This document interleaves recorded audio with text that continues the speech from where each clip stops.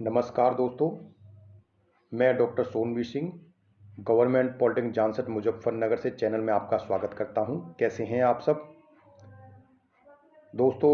आज के सेशन में हम टाइमिंग डायग्राम को कंटिन्यू करेंगे।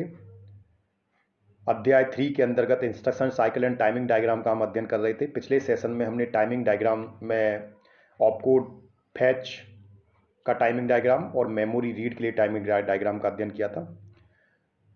जो भी आज चैनल से नए जुड़े हैं उनसे निवेदन है, कृपया चैनल को सब्सक्राइब कर लीजिए और नीचे बने बेल आइकन्स या घंटी के निशान को प्रेस कर दीजिए, जिससे आपको लेटेस्ट अपडेट्स प्राप्त होते रहें।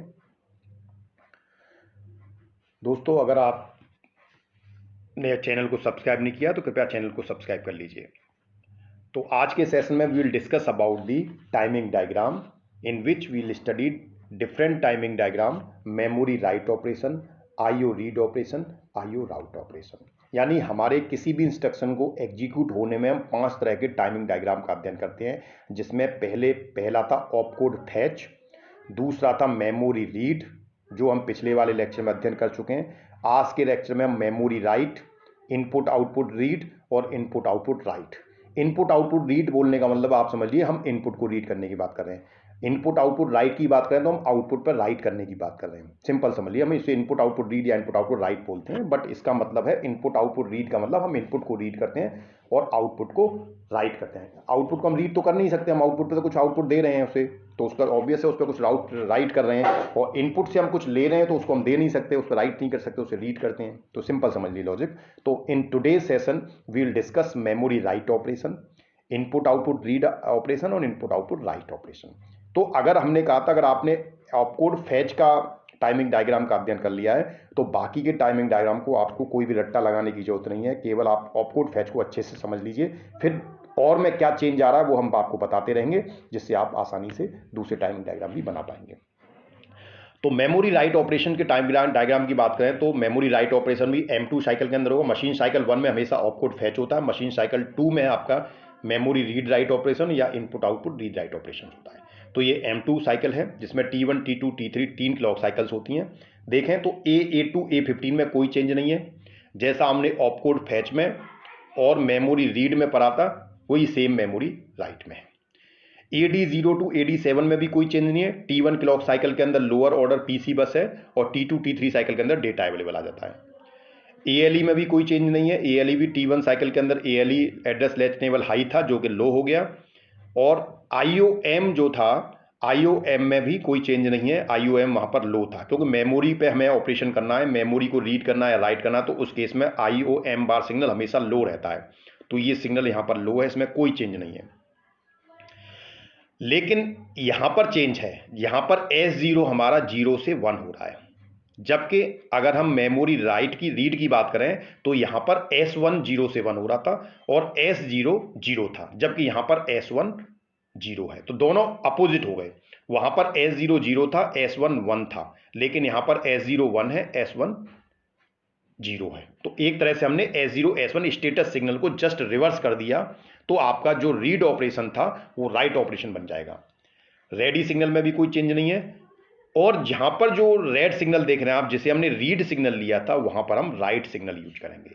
सेम सिग्नल है, बस रीड की जगह आपको WR राइट लिख देना है, और राइट सिग्नल जो है वो T2 साइकिल के अंदर लो होता है। जब T2 साइकिल के अंदर लो होगा तो उस समय जो भी डेटा होगा वो या मेमोरी से इस डेटा बस पे, वो डेटा बस से मेमोरी पर राइट हो जाएगा। पहले मेमोरी से क्या हो रहा था, रीड हो रहा था, तो डेटा मेमोरी से डेटा बस पे जा रहा था। अब डेटा बस से मेमोरी पे आ रहा है, तो देखिए एरो का साइन रिवर्स हो गया। अब डेटा बस से मेमोरी की तरफ आ रहा है, राइट हो रहा है। तो ये this is the simply change into the memory read operation. Write operation में केवल 2 चेंज देखे हमने। एक क्या था कि S0 S1 जो स्टेटस सिग्नल थे वो मेमोरी रीड ऑपरेशन में जो भी थे वो जस्ट रिवर्स कर दो उनको, 0 का 1 1 का 0। दूसरा, रीड ऑपरेशन की जगह RD सिग्नल की जगह हम WR सिग्नल यूज करेंगे, दूसरा चेंज है। तीसरा चेंज क्या है, रीड ऑपरेशन के अंदर जो भी डेटा था वो मेमोरी से डेटा बस पे जा रहा था, यानी एरो का सिंबल डेटा बस की तरफ था। लेकिन यहां पर क्या है, डेटा हमारा डेटा बस से मेमोरी पे जा रहा है, राइट हो रहा है, तो एरो का सिंबल डेटा बस से मेमोरी की तरफ, राइट ऑपरेशन की तरफ है। तो दिस इज दी चेंज। दोनों में क्या चेंज है, ये केवल आप करेंगे। Then now we comes on the IO read operation. IO read operation में देखें तो M2 साइकिल है, T1 T2 T3 तीन क्लॉक साइकिल है, कोई चेंज नहीं है। A2 A15 higher order bit है, कोई चेंज नहीं है। AD0 to AT7 lower bit port address है, यहाँ पर जो है लोअर बिट एड्रेस है। और यहाँ पर डेटा D0 to A7, यहाँ भी कोई चेंज नहीं है। ALE सिग्नल है, यहाँ भी कोई चेंज नहीं है।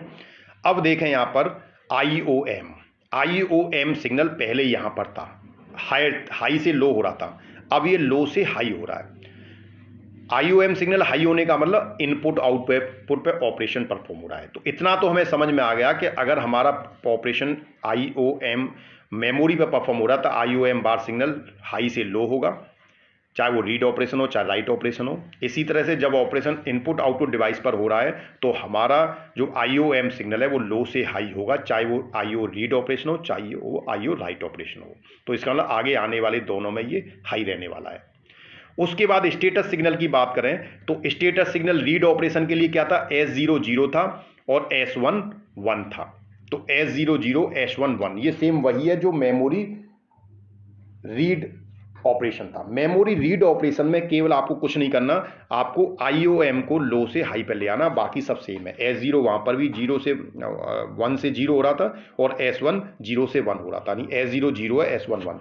तो S0 0 होगा, S1 1 होगा और IOM बार 1 होगा, उस कंडीशन में IO रीड ऑपरेशन होगा।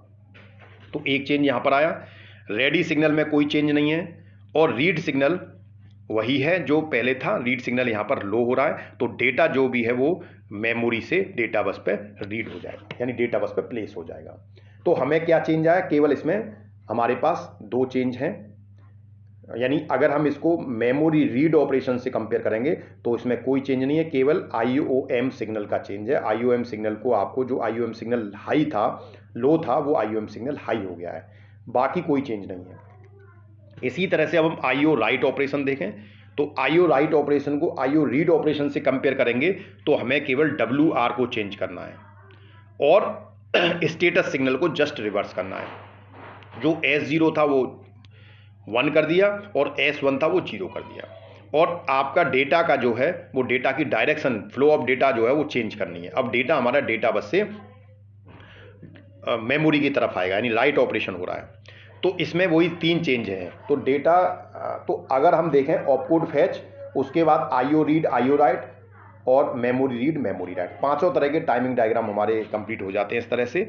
इसमें भी कोई चेंज नहीं है। अगर IO रीड ऑपरेशन से परफॉर्म करेंगे तो रीड की जगह राइट ऑपरेशन आ गया है और S0 S1 सिग्नल जो है स्टेटस सिग्नल है वो जस्ट कॉम्प्लीमेंट हो गए एक दूसरे के, यानी 0 का 1 1 का 0 हो गया है। और जो डेटा की डायरेक्शन है, डेटा फ्लो की डायरेक्शन है, वो डेटा बस से मेमोरी की तरफ है, जबकि उसमें मेमोरी से डेटा की तरफ थी। So this is the IO write operation.